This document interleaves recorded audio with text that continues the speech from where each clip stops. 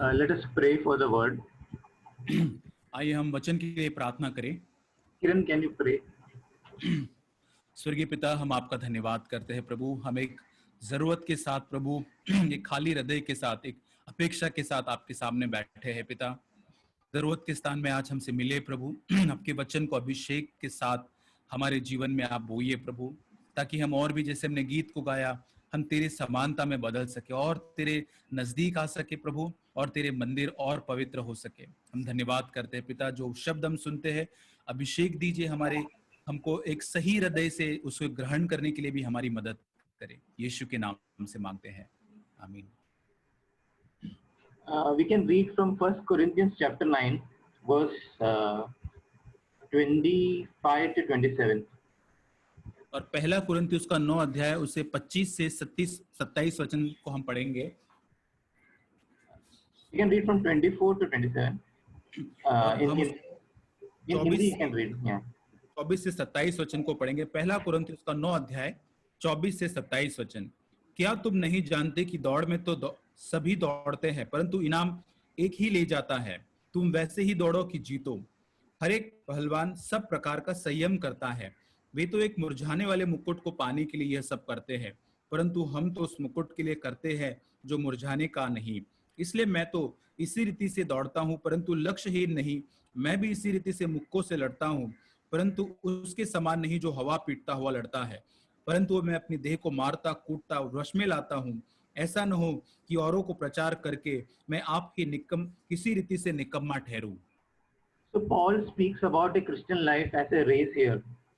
और पौलुस यहाँ पर एक मसीही जीवन को एक दौड़ के समान यहाँ पर दर्शाता है। So one thing he says here is everyone who competes in a game exercises self-control in all things. और यहाँ पे लिखा है कि हर एक जो उस दौड़ में दौड़ता है वो अपने आप को अनुशासित करता है। Self-control is something which is coming to my heart in few days back. और कुछ दिनों पहले संयम जो है, अपने आप को अनुशासित करने के बारे में मेरे मन में ये विषय आ रहा था। So it is very important for us and to in this Christian life to have self-control in doing all things. और आत्मिक जीवन में सारी चीजों को करने के लिए हमारे जीवन के अंदर संयम होना बहुत ही जरूरी भाग है। That means I don't allow my body to control me, but I control what my body should do. और इसका मतलब यह है कि मैं अपने शरीर को मुझ पर प्रभुता या नियंत्रण करने नहीं देता, पर मैं स्वयं अपने शरीर को जो उसे करना चाहे वो चीज करने के लिए उसे मैं नियंत्रित करता हूँ। That means my body will not tell me what I should do, but I discipline my body to do what God wants it to do. और इसका मतलब मेरा शरीर मुझसे नहीं कहता कि मुझे क्या करना चाहिए, लेकिन मैं मेरे शरीर को कहता हूँ जो परमेश्वर उससे करवाना चाहता है, अनुशासित करके उसे। Paul says, if I do not do that, in verse 27, that I will preach to others, but I will be disqualified myself. और पौलुस कहता है कि यदि मैं ऐसा नहीं करता हूं तो मैं प्रचार करके भी, लोगों को प्रचार करके मैं अपने आप में अयोग्य ठहरूंगा। So someone like Paul, who established churches, who spread the gospel so much in so many countries, traveled so much, wrote scripture, if he says something like this, so much fear of God should be there in my life. और जिसे पौलुस, इतना महान व्यक्ति जो कई सारी कलीसियाओं की स्थापना करता है, वचनों को लिखता है और कितने कई जगह पर यात्राओं को करता है प्रभु के सुसमाचार को सुनाने के लिए, अगर वो ऐसा कहता है तो मेरे जीवन के अंदर भी एक भय स्थापित होना चाहिए इससे। So it is good to have that healthy fear of God in our hearts, saying that if I don't discipline my body, I can be disqualified. और ये एक बहुत ही स्वास्थ्य से भरा हुआ एक भय हमारे अंदर होना चाहिए कि यदि मैं अपने आप के शरीर को नियंत्रित नहीं करता, अनुशासित नहीं करता, तो मैं अयोग्य ठहरूंगा। So one area where we can discipline ourselves, which I want to speak today, is about our eating and drinking. और एक क्षेत्र जिसके बारे में हम अपने आप को अनुशासित कर सकते हैं, उस बारे में बात करना चाहता हूँ, वो है हमारा खाना और पीना। Because in the next chapter, God speaks about the children of Israel. और उसके आगे के ही वचन के अध्याय के अंदर परमेश्वर इस्राएल जो है उसके बारे में बात करता है। So I was thinking about the children of Israel who were led out of Egypt through Moses. और मैं सोच रहा था इस्राएलियों के बारे में जो मूसा के द्वारा मिस्र से छुड़ाए गए थे। And God had a plan that they should reach the promised land. परमेश्वर की एक योजना उनके लिए थी कि उस वाचा के कनान देश में उनको वो लेकर जाए, And he led them through the wilderness for long period of time. और बहुत ही एक लंबे समय से परमेश्वर ने उनको उस मरुभूमि या जंगल के रास्ते में उनकी अगुवाई की। But we know one of the things they did very often is they grumbled and complained against God. और हम जानते बार बार उन्होंने एक चीज बार बार की, वो परमेश्वर के सामने कुड़कुड़ाई और शिकायत उन्होंने की।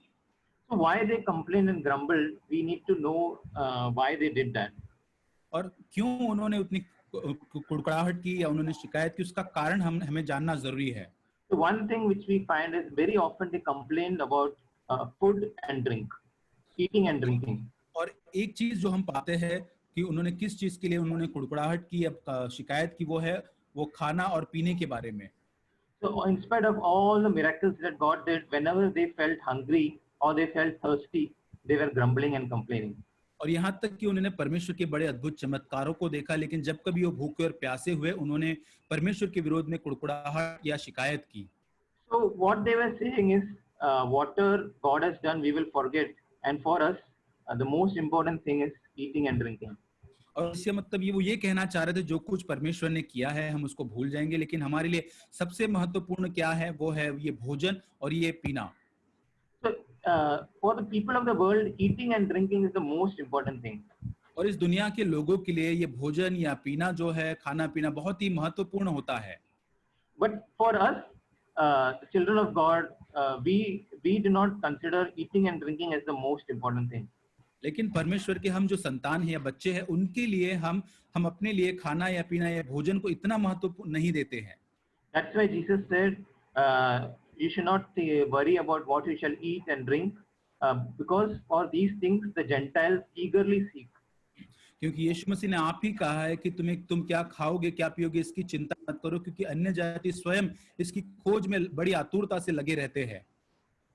We read in chapter 10 verse 6, now these things happened as examples for us, so that we would not crave evil things as they also craved.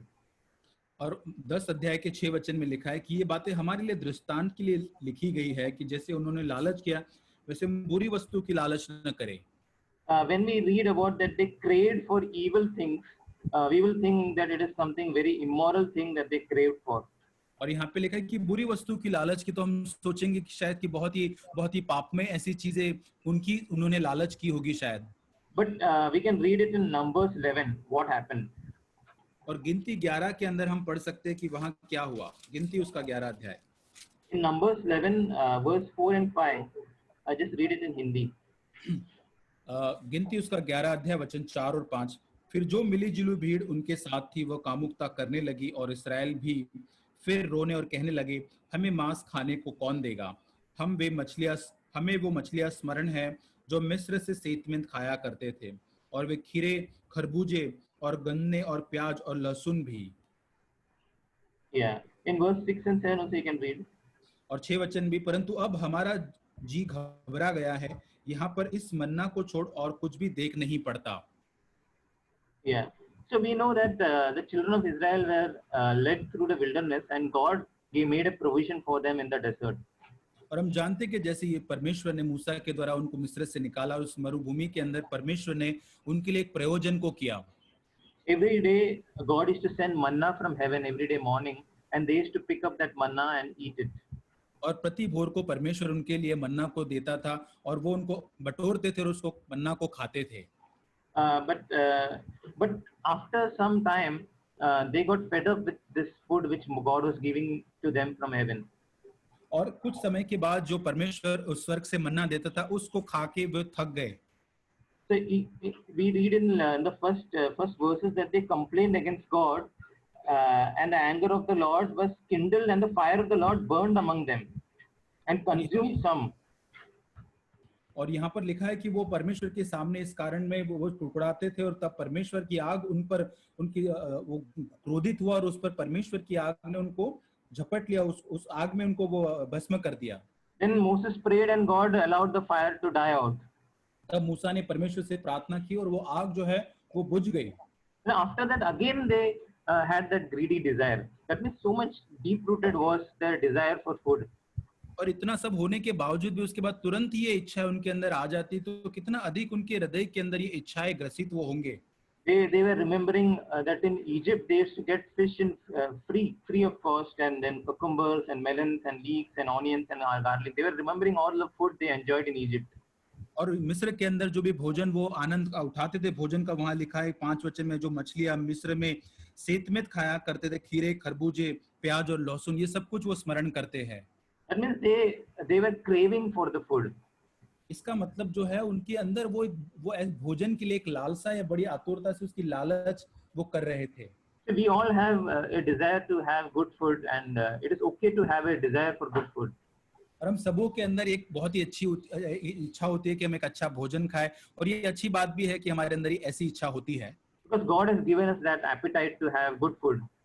और परमेश्वर ने हमें ये भूख दिया है, ये कि हम उसको अच्छे भोजन का आनंद उठा सके।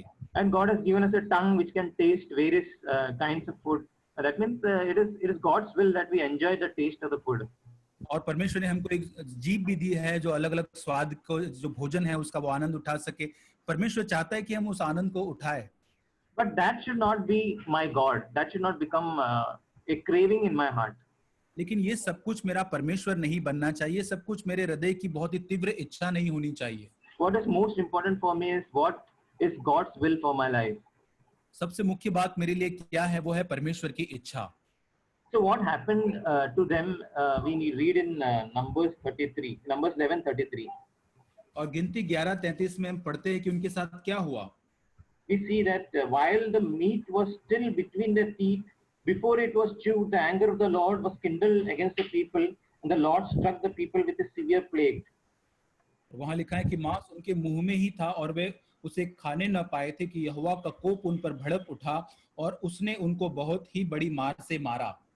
We read about this in Psalms 78. और इसे हम भजन संहिता 78 में भी इसी वचन को इसी प्रकार पाते हैं। Psalm 78 verse 30 we read, while before they had satisfied their desire, while their food was in their mouth, the anger of the Lord rose against them and killed some of their stoutest ones and subdued the choice men of Israel.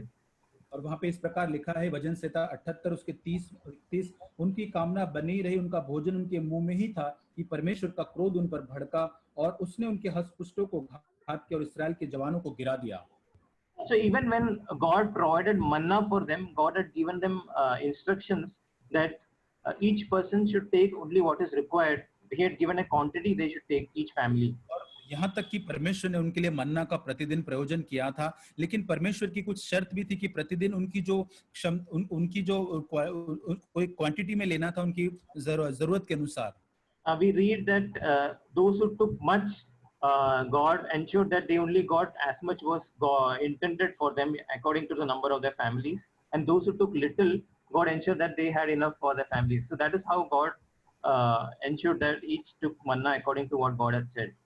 और परमेश्वर ने ये निर्धारित किया कि जिन लोगों ने बहुत ही अधिक मन्ना वहां पे बटोरा था, उनके घर के परिवार अगर बड़ा है तो उसके अनुसार वो उनके लिए पर्याप्त हो, और जिन्होंने कम बटोरा उनके परिवार उनकी जरूरत के अनुसार वो उनके लिए पर्याप्त हो, और कम परमेश्वर ने इसका सुनिश्चित किया। So what God was teaching that food is just required to survive, and my food should not be very important for me. परमेश्वर ने यहाँ पे उनको दर्शाने की कोशिश कर रहा था कि हमारे अस्तित्व के लिए हमें जितने भोजन की ही जरूरत होती उतना ही है, वो हमारे जीवन में मुख्य नहीं होना चाहिए। We read that about that in Deuteronomy chapter 8, and verse 2 and 3. और व्यवस्था विवरण 8 अध्याय वचन 2 और 3। It says, "You shall remember all the way which the Lord your God has led you in the wilderness these 40 years, that He humbled you, testing you to know what was in your heart, whether you would keep His commandments or not. He humbled you and let you be hungry, and fed you with manna which you did not know, nor did your fathers know, that He might make you understand that man does not live by bread alone, but man lives by everything that proceeds out of the mouth of the Lord." और वह इस प्रकार लिखा, स्मरण रख कि तेरा परमेश्वर यहोवा उन 40 वर्षों में तुझे सारे जंगल के मार्ग में से इसलिए ले आया है कि वह तुझे नम्र बना और तेरी परीक्षा करके जान ले कि मैं तेरे मन में क्या है और कि तू उसकी आज्ञाओं का पालन करेगा या नहीं। उसने तुझको नम्र बनाया, भूखा भी होने दिया, और वो मन्ना जिसे न तू और तेरे पुरखा ही जानते, वही तुझको खिलाया, इसलिए कि वह तुझको सिखाए कि मनुष्य केवल रोटी ही से नहीं जीवित रहता, परंतु जो जो वचन यहोवा के मुंह से निकलते हैं उन्हीं से वह जीवित रहता है। So Lord fed them with manna with a specific purpose, to make them understand that man will not live on bread alone, but by every word that proceeds from God's mouth. और परमेश्वर ने उनको मन्ना एक मकसद के साथ दिया, उनको ये दिखाने के लिए कि मनुष्य केवल रोटी ही से नहीं, लेकिन हर शब्द जो परमेश्वर के मुख से निकलता है उसके द्वारा मनुष्य जीवित रहेगा। So what God was teaching them was, like I have a desire to have food, more than that I need to have a desire to listen to what God wants to speak to me. और परमेश्वर उन्हें सिखाना चाहता था कि जितनी इच्छा उनके अंदर लालसा पर वो उस भोजन के लिए, उतनी ही लालसा परमेश्वर के मुख से निकले हुए वचन को सुनने की उनके अंदर होनी चाहिए। The Lord let them be hungry so that he can know what is they can know what is in their hearts. और परमेश्वर ने उनको भूखा भी होने दिया ताकि उनके हृदय में क्या है वो उसे जान सके। How much they desire that food and how much they are craving for that food, God wanted to show them. और परमेश्वर उनको दिखाना दर्शाना चाहता था कि कितने अधिक उनके अंदर वो भोजन के लिए लालसा है। Uh, so that is one thing we need to keep in mind, that God wants to discipline us in the area of eating and drinking. और यह एक क्षेत्र है जहां पर परमेश्वर चाहता है कि खाने, भोजन और पीने के संबंध में परमेश्वर चाहता है कि हम अपने आप को अनुशासित करें या उसमें हम संयम बरतें। So it is not by our own efforts that we discipline, but it is by being led by the Holy Spirit. और ये हमारे प्रयत्नों या यत्नों के द्वारा हम अपने आप को अनुशासित नहीं कर पाएंगे, लेकिन ये पवित्र आत्मा के द्वारा अगुवाई होना चाहिए। It is by listening to God and taking up the cross. ये परमेश्वर को सुनने द्वारा, उस क्रूस को उठाने द्वारा होगा। And the principle of that manna applies here, that we should not take too much or too little, but act according to what we need. और उस मन्ना का जो सिद्धांत जो यहाँ पे हमें और बहुत अधिक या बहुत कम नहीं, लेकिन हमारी जरूरत के अनुसार हमें वो लेना चाहिए। Just because a food is a little tasty, I should not keep on eating it, but I should listen to what God wants me to do at that time. क्योंकि वो स्वादिष्ट है तो बस मुझे उसे खाते नहीं रहना है, लेकिन वहां पर प्रभु क्या कहने की कोशिश कर रहा है उसे सुनना है।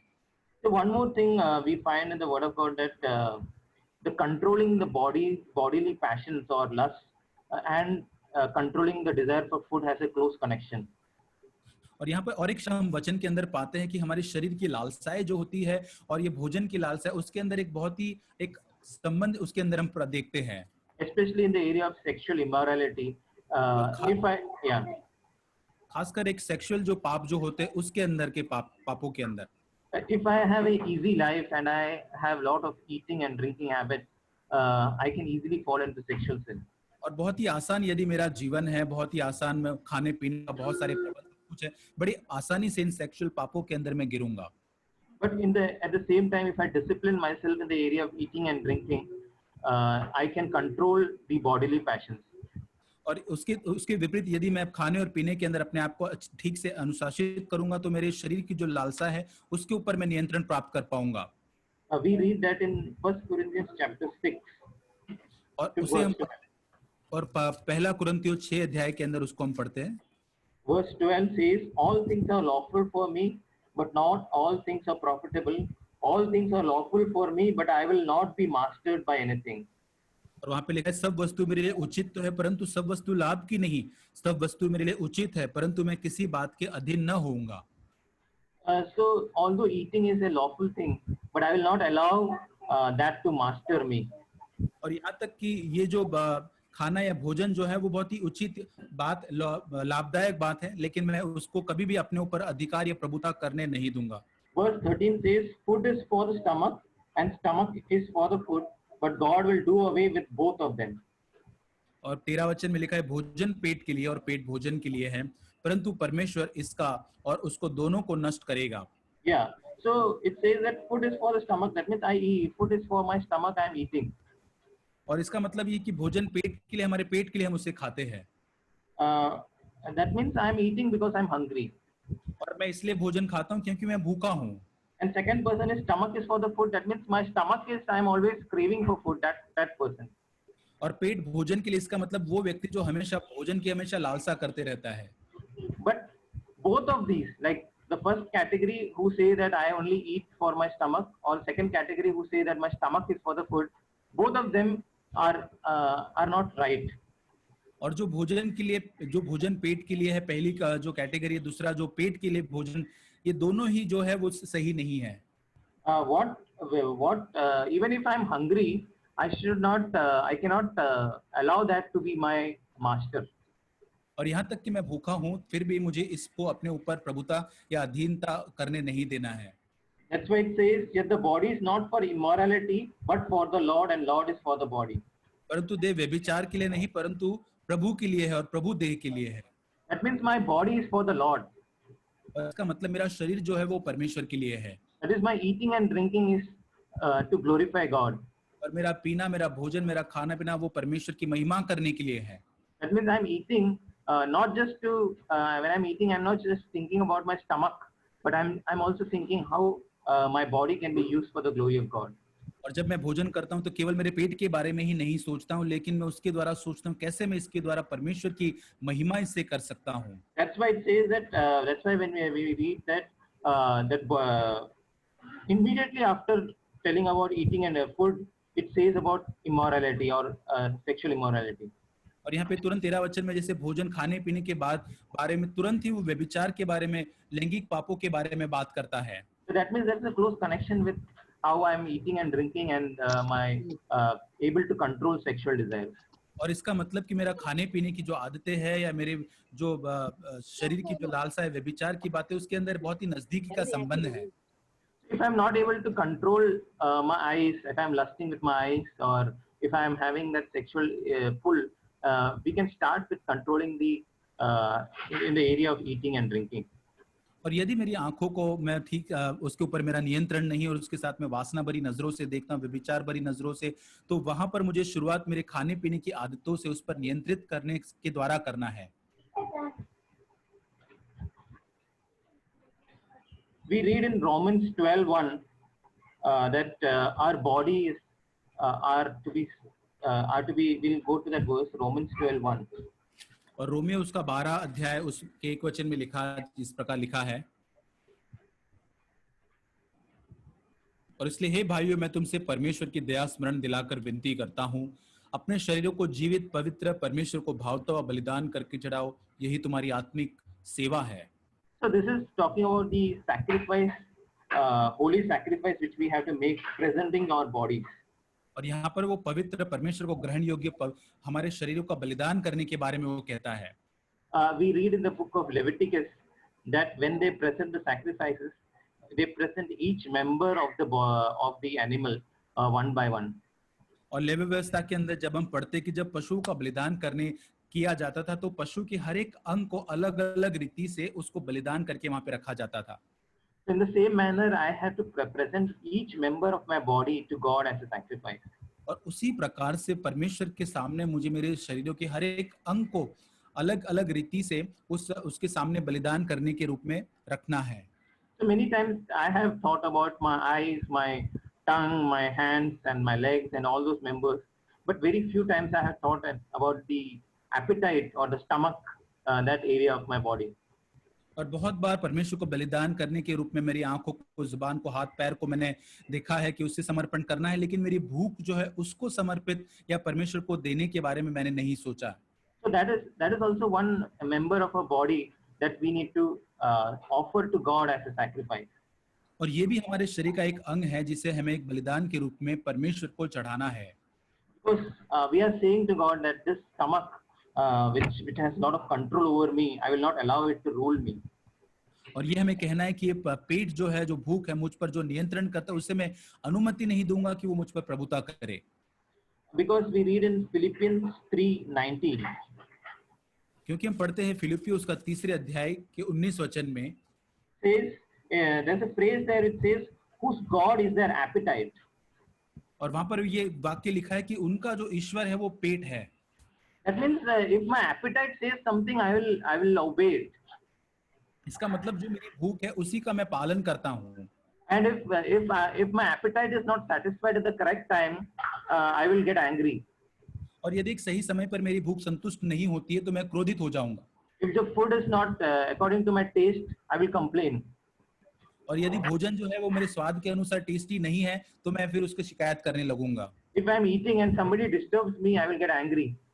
और अगर मैं खाना खा रहा हूँ, अगर मुझे कोई डिस्टर्ब करता है उस समय में, तो बहुत ही मैं क्रोधित हो जाऊंगा। Because I'm worshipping the food and somebody should not disturb me. और क्योंकि मैं जो भोजन जो है उसकी आराधना कर रहा हूँ और कोई भी मुझे डिस्टर्ब नहीं करना चाहिए।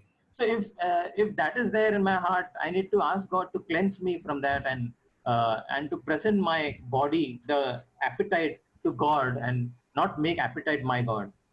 और यदि ऐसा है तो मुझे परमेश्वर से मांगना है कि प्रभु उस भूख, उस बातों से मुझे तो शुद्ध कर, वो प्रभुता, वो पेट या वो जो भूख जो है मुझ पर प्रभुता न करे।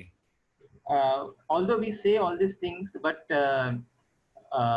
one thing we are not saying that we should never enjoy good food or we should never enjoy taste of good food. और इसका मतलब ये नहीं कि हमें कभी भी अच्छा जो स्वादिष्ट भोजन है या अच्छा ये है उसका आनंद नहीं उठाना है। We know about Jesus that people in Luke 7:34, he was called a gluttonous man and a drunkard. और लूका 7:35 के अंदर हम देखते हैं कि यीशु मसीह जो है वो उसे पेटू और पेटकड़ इस प्रकार लोग उसको कहते थे। Jesus said the Son of Man came eating and drinking. और वहां पर लिखा गया है कि मनुष्य का पुत्र खाता पीता आया है। That means Jesus is to enjoy good food and if people gave him a very good party, he will enjoy food and he will eat and he will not avoid eating. और इसका मतलब यीशु मसीह जो है अच्छा जो खाना पीना स्वादिष्ट है जो लोग उसे देते थे या पार्टी है या वहां पर वो उसको डिनाई नहीं करता था, लेकिन उसका आनंद उठाता था जरूर।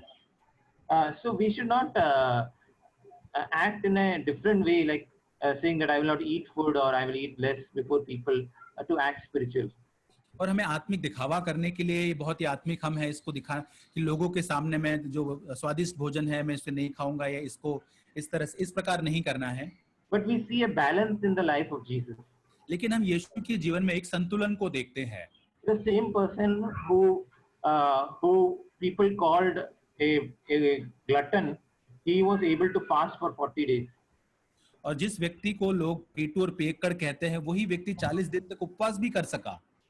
And we read in Mark 3:20 that many times he did not have time to eat food because he was serving the people and he was healing the people. Sometimes he would skip his food because of that. मरकुस 3:20 में हम देखते हैं कि यीशु मसीह को समय नहीं होता था, यहाँ तक कि लोगों को चंगाई देने में, वो सेवकाई के कार्य में समय नहीं होता था और वो भोजन नहीं कर पाता था। So that is one thing we see in the life of Jesus. और ये एक चीज जो हमें यीशु मसीह के जीवन में देखना है। We also read in the story of Samaritan woman in John 4 that when when the disciples went to eat, Jesus was sitting by the well and speaking to the Samaritan woman. और सामरी स्त्री की कहानी में हम पढ़ते हैं कि जब जो शिष्य जो है वो भोजन लेने के लिए शहर में गए और यीशु वहां पर बैठकर सामरी स्त्री से बात करता है। So that is something we need to take into heart that we need to not allow that food to control us like Jesus did. और हमें वो यीशु मसीह के समान उस भोजन को हमारे ऊपर नियंत्रित होने नहीं, हमें नियंत्रण करने नहीं देना है। So later Jesus said when the disciples came back, Jesus said that I had food. और जब शिष्य वापस लौटते हैं यीशु मसीह उनको कहता है कि मैंने मेरा नहीं आवाज।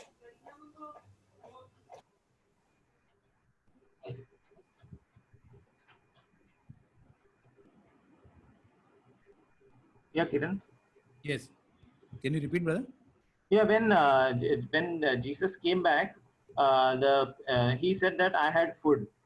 जब उसके शिष्य वापस लौटे तो यीशु ने उनसे कहा कि मेरा भोजन मेरा हो चुका है। Then disciples asked him, did someone give you food? और फिर शिष्य ने उसको पूछा क्या किसी ने तुम्हें भोजन दिया, किसी ने लाकर? Then Jesus said, my food is to do the will of the Father and to fulfill my task. तब यीशु मसीह ने उनसे कहा कि मेरा भोजन मेरे पिता की इच्छा और उसके दिए हुए कामों को पूरा करना है। So that is Jesus was saying that more important than eating food is to do the will of my Father. यीशु उनसे कहता है कि इस भोजन से बढ़कर मेरे पिता की इच्छा को पूरा करना जरूरी और महत्वपूर्ण है। We see the similar attitude in the life of Apostle Paul. और यही स्वभाव हम जो प्रेरित पौलुस है उसके जीवन में भी हम देखते हैं।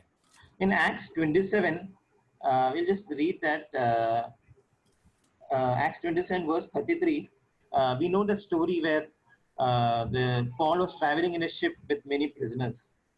और यहाँ पर प्रेरितों के 27 अध्याय के अंदर हम पौलुस के बाद देखते हैं कि और बंदी वानों के साथ वो उस जहाज के अंदर यात्रा करता है। And 14 days they had no food. 14 दिन तक उनके पास कोई भी भोजन नहीं था। And Paul somehow had some food with him. और पौलुस के पास कहीं ना कहीं से उसके पास थोड़ा भोजन था। And he thought of sharing that food with others and giving it to others because he thought that others are also hungry. Let me give it to them. और वहां पर उस भूख के अंदर पौलुस ने सोचा कि वो भोजन जो है वो औरों को भी देगा ताकि और भी जो भूखे वो उस भोजन से तृप्त हो सके। So that can only be done if I don't consider my appetite so important. ये तभी व्यक्ति कर सकता है जब वो अपनी भूख को महत्वपूर्ण नहीं समझता है। So we need to consider these things, and especially since Jesus said in the last days, people will be eating and drinking. और यही चीज को हमें ध्यान में रखना है जब यीशु मसीह ने कहा कि अंत के दिनों में लोग खाने और पीने वाले होंगे। Like it will be like the days of Lot, and it will be like the days of Sodom and Gomorrah. और ये लूत और सदम और गमोरा के जो लोग हैं उसके समय के अनुसार वो होगा। And it will be like the days of Noah. और उस नूह के समय के लोगों के समान वो होगा। In both these situations, people were eating and drinking. और यहाँ दोनों ही जगह के जो लोग थे वो भोजन खाने और पीने में वो आगे थे। And due to that, they fell into immoral life. और उसी के कारण के वो बहुत ही एक इमोरल या बहुत ही व्यभिचार से भरे जीवन के अंदर वो पड़े। And it is also good to ask God's grace to practice the discipline of fasting. और परमेश्वर से ये अनुग्रह मांगना भी जरूरी है कि हम जो उपवास का जो अनुशासन हमारे जीवन में लागू कर सके उसको व्यवहार में ला सके। Because Jesus said in Matthew 9:15 to 17. यीशु मसीह ने मत्ती 9 में इस प्रकार कहा है। Matthew 9:15 to 17. It says that when the bridegroom, we see in last part of 15, that when the bridegroom, days will come when the bridegroom is taken away and then they will fast. और वहां पे 15 वचन मत्ती 9:15 के अंतिम भाग में लिखा है, पर वे दिन आएंगे जब दुल्हा उनसे अलग किया जाएगा, उस समय में उपवास करेंगे। So Jesus was saying that there will be a time when I will be taken up, which is now. और जब वो यीशु कहता है कि जब मैं तुम्हारे पास से ले लिया जाऊंगा, वो समय अभी है। That means now those who are the children of God, those who are waiting for the coming of Christ, they will fast. और अब जो बच्चे हैं परमेश्वर की संतान जो है, जो यीशु मसीह के आने की बाट जोते, वे ही है जो उपवास करेंगे। They fast because they desire the presence of God in their lives. वे इसलिए उपवास करते थे क्योंकि वे परमेश्वर की उपस्थिति को उनके जीवन में उसकी लालसा करते थे। But it is not a fast which Pharisees had. लेकिन ऐसा उपवास नहीं करेंगे जो फरीसी लोग करते थे। Because Jesus said in Matthew 6 that when you fast, do not put on a gloomy face, but be a cheerful. Put on a cheerful face, and let your fasting be in secret, so no one knows that you are fasting.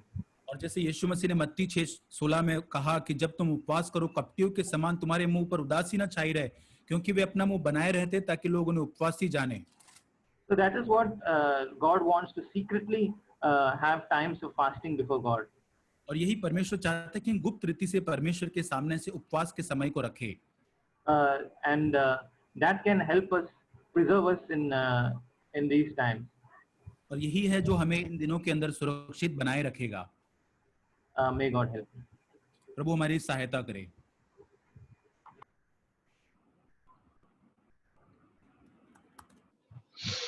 Thank God for what you heard today. मैं परमेश्वर को धन्यवाद देता हूँ जो हमने आज सुना उसके लिए। I've been to a doctor once for I had this problem with my. I thought it was a heart problem, but I went to this doctor to check if I really had a heart problem. और एक बार मुझे कुछ तकलीफ हो रही थी, इसलिए मैं डॉक्टर के पास गया। मुझे लगा वो हृदय से संबंधित कोई बीमारी होगी और इसलिए मैं उसको चेक करवाने के लिए गया।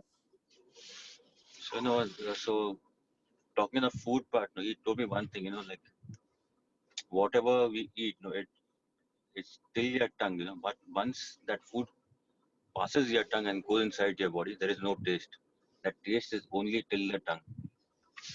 और उस डॉक्टर ने मुझसे कहा जो तुम्हारा चखने का या स्वाद करने का जो काम है वो बस तुम्हारे जीभ पर है। एक बार उस खाने ने उस जीभ को पार कर वो अंदर चले गया, उसके बाद उसका स्वाद है या नहीं तुम्हारे शरीर को नहीं पता। It goes inside, and what is useful is taken by the body. The rest is, it's thrown out. और उसके बाद जब भोजन तुम्हारे अंदर जाता है तो जो कुछ उपयुक्त है उसको तुम्हारा शरीर ले लेता है और बाकी सारी चीजों को वो बाहर फेंकता है। So sometimes I feel like, like all my whims and fancies are, that eating part thing is all in the tongue that goes to the brain. Sorry brother. All the whims and fancies, like the things I like or some of the things I don't like, it's all in the tongue that goes to my brain. और कई बार जो मेरी चाहते हैं, मैं क्या पसंद करता हूँ या ना पसंद करता हूँ, वे सब चीजें मेरी जीभ पर आधारित है और वही उसी बारे में मैं सोचता हूँ। But as brother Danny was sharing, like the Bible says, our body is a temple of God. और जैसे भाई डैनी अभी बता रहे थे, हमारा शरीर जो है वो पवित्र आत्मा का मंदिर है, परमेश्वर का मंदिर है। Like even you see this Hindus, like they'll usually say temples. They'll keep their temples clean, whitewashed, whatever it is. They'll keep it clean because they think that God is there. और यद्यपि हम विधर्मी लोगों को देखते हैं तो वो उनके जो मंदिर होते हैं, उनके मंदिरों को वो बहुत ही साफ सुथरा रखते हैं क्योंकि वो समझते हैं कि उनका परमेश्वर वहां रहता है। But when Jesus, you see about Jesus, when he came to temple, first, the thing that he did, he removed all the people who were doing business and all that. He first cleansed the temple. और जब हम यीशु मसीह को भी देखते हैं, जब वो पहले बार मंदिर में जाता है तो उसने जितने लोग वहां पैसे कमा रहे थे उन सबको बाहर निकाल दिया और उसने सबसे पहले उस मंदिर को शुद्ध किया। So same thing, like God wants when He has to reside in me first, He'll cleanse everything that is there in my heart. और उसी वैसे ही जब परमेश्वर मेरे अंदर रहना चाहता है तो वो भी चाहता है कि मेरे हृदय में जो कुछ है मैं उसकी साफ सफाई करूं। There's a verse in Jude. और यहूदा में एक वचन है, यहूदा की पत्री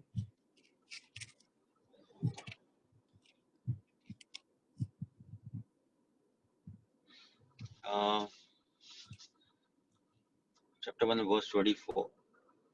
यहूदा की पत्री पहला अध्याय और उसका 24वां वचन। There's a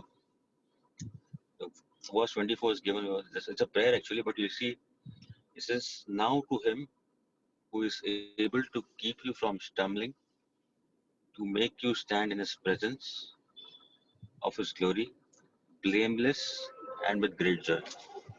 और ये एक प्रार्थना है और वहां लिखा है कि अब जो तुम्हें ठोकर खाने से बचा सकता है और अपनी महिमा की भरपूरी के सामने मगन और निर्दोष करके खड़ा कर सकता है। The first is saying He can keep you from stumbling. पहले तो लिखा है कि वो हमें ठोकर खाने से बचा सकता है। Second, He can make me stand in His presence. He's a holy God, and He can make me stand in His presence. और दूसरा मतलब वो मुझे खड़ा कर सकता है अपने उसके महिमा में, उसके उपस्थिति में वो मुझे खड़ा कर सकता है। वो पवित्र परमेश्वर है और वो मुझे पवित्र करके उसके सामने खड़ा कर सकता है। Third is part is saying He can make me blameless, without sin, blameless, nothing on me. और तीसरी चीज यहाँ लिखी है कि वो मुझे निर्दोष खड़ा कर सकता है, जिसका मतलब मेरे अंदर कोई भी दोष लगाने जैसा कुछ भी नहीं होगा। And fourth is with great joy. और चौथा मतलब यहाँ लिखा है मगन या बहुत खुशी से वो मुझे वहां खड़ा कर सकता है। So all these things, God can do in my life. He can help me from stumbling in the area of food or any area which I am going wrong. He can help me, from stumbling. और इसलिए ये सारी चीजें हैं जो परमेश्वर मेरे लिए कर सकता है। मेरे जीवन का कोई भी क्षेत्र क्यों ना हो, परमेश्वर मुझे ठोकर खाने से बचा सकता है, वो भले ही मेरे खाने के बारे में खाने का क्षेत्र क्यों ना हो। Anything, like it doesn't mean like food part of it, but any part of my life where I'm going wrong, God can help me and I won't stumble. सिर्फ यही क्षेत्र नहीं, मेरे जीवन का कोई भी क्षेत्र हो, जहां कहीं मैं गलत हो रहा हूँ, परमेश्वर मुझे ठोकर खाने से बचा सकता है। I was thinking, like speaking of self-control, और अपने आप पर काबू रखने के बारे में मैं सोच रहा था। like we see, like your brother Danny was sharing about the Israelites. 40 years they were roaming around, and God provided them food, and they were unhappy because the food was not right. और हम इसराइलियों के बारे में अभी भाई Danny ने जैसे बताया कि वो 40 साल उस जंगल में थे और खाने के बारे में वो कई बार कुरकुर करते थे. So, they wanted something better, something good for taste and all that, whatever things was. और वो हमेशा चाहते थे कि उन्हें कुछ और अच्छा मिले भोजन के लिए, उनको जो चखने में स्वाद में अच्छा हो. But these things, but they didn't really realize one thing. Like when it's 40 years going around, there's the sandals that they're wearing didn't wear off. Now the clothes, they were wearing that those years, they didn't tear and nothing happened. It was God who was taking care of all those things. पर उनको ये बात स्मरण नहीं हुई, उनको ये बात समझ नहीं आई कि उन्होंने जो चप्पल पहने थे, जो जूते पहने थे, 40 साल तक वो खराब नहीं हुए. जो कपड़े उन्होंने पहने थे वो फटे नहीं, क्योंकि परमेश्वर इन सब चीजों को नियंत्रित कर रहा था. And the daytime they had a cloud upon them, and the night they had a fire, the light to show them, guide them. और दिन में उनके ऊपर एक स्तंभ होता था और रात में एक अग्नि स्तंभ होता था जो उनकी अगुवाई करता था. These all things were there, but they only ये saw the part of food. ये सारी चीजें उनके साथ थी, परमेश्वर ने उनके लिए ये सब किया था, पर वो सिर्फ भोजन के बारे में ध्यान दे रहे थे. Because that was something important to them. It was not what God was providing, how they were surviving that 40 years. That was not important. But important were their, things. I want this, I want that. वो सिर्फ भोजन पर ध्यान दे रहे थे क्योंकि भोजन उनके लिए बहुत जरूरी था. उनके लिए ये जरूरी नहीं था कि परमेश्वर कैसे हमें संभाल रहा है, 40 साल वो कैसे हमें चला रहा है, पर बस ये कि मुझे क्या चाहिए खाने के लिए. They couldn't see that love of God, who got them out of Egypt, and He was taking them to the promised land. और जो परमेश्वर उनको मिस्र देश से बाहर छुड़ाकर उस कनान देश तक ले जा रहा था, उसके प्रेम को वो नहीं देख पा रहे थे. The verse, the verse in Jeremiah chapter 31. और यिर्मयाह उसके 31 में एक वचन है. And chapter 31 verse 3. यिर्मयाह 31 और उसका 3रा वचन. यहोवा ने मुझे दूर से दर्शन देकर कहा है, मैं तुझसे सदा प्रेम रखता आया हूँ, इस कारण मैंने तुझ पर अपनी करुणा बनाए रखी है. He says, I have loved you with an everlasting love. That love will never fail. It won't stop. और यहाँ लिखा है कि मैंने तुझे सदा से प्रेम किया है और उसका प्रेम कभी रुकता नहीं, वो कभी उसके प्रेम को रोकेगा नहीं. And says, with an unfailing love, I have drawn you to myself.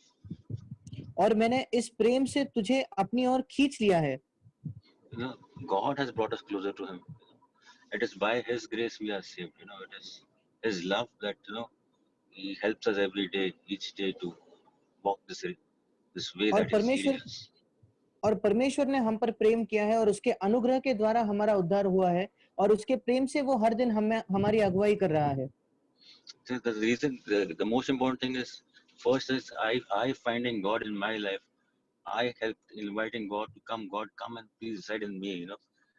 Just let your Holy Spirit guide me.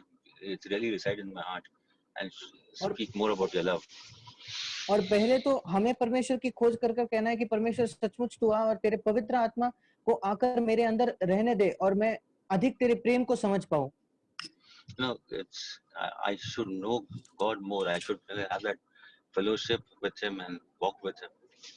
और मैं सचमुच परमेश्वर को और नजदीक से मुझे जानने की जरूरी है कि मैं उसके साथ सहभागिता रखूं और नजदीकी से उसके साथ में चलूं. And God is really interested in this love what we have for Him. He's not interested in what we do, what our activities are, what the things that are, what are our strengths. No, He's just interested in our love. He just sees our heart. That's all. और परमेश्वर भी सचमुच इसी चीज में रुचि रखता है कि हमारा उसके प्रति कितना प्रेम है, हम उसके लिए क्या करते हैं और जो कुछ हमारे बाकी के काम में है उसमें उसको इतनी रुचि नहीं है. वो हमारे हृदयों को देखता है, हमारे प्रेम को वो देखता है. So like even sometimes I've seen in my life where certain areas I was falling and I tried, I tried, God, I overcome this area, but I never could. But when God took over my life, I could become an overcomer. और मैंने अपने जीवन में भी देखा कि कुछ क्षेत्रों में जब मैं बार बार वहीं गिरता रहता और मैं सोचता था कि मैं कभी भी इसको इस क्षेत्र में विजय नहीं पा सकता, पर जब मैं परमेश्वर को संपूर्ण रीति से समर्पित अपने जीवन को करता हूँ, तब मैं देखता हूँ कि मैं सचमुच एक विजयी जीवन जी सकता हूँ। That's why it says now, God who can help us from stumbling, make us stand in His presence, and who can really make us blameless, and He can put a great joy in our heart. To Him be glory और forever and ever. Amen. और इसलिए यहाँ लिखा है कि वो परमेश्वर जो हमें ठोकर खाने से बचा सकता है, वो हमें खड़ा कर सकता है, हमें वो उसके उपस्थिति में निर्दोष रखकर हमारे दिलों में खुशी रख सकता है, और ऐसे परमेश्वर को गौरव होने दो युगान और युग। आमीन।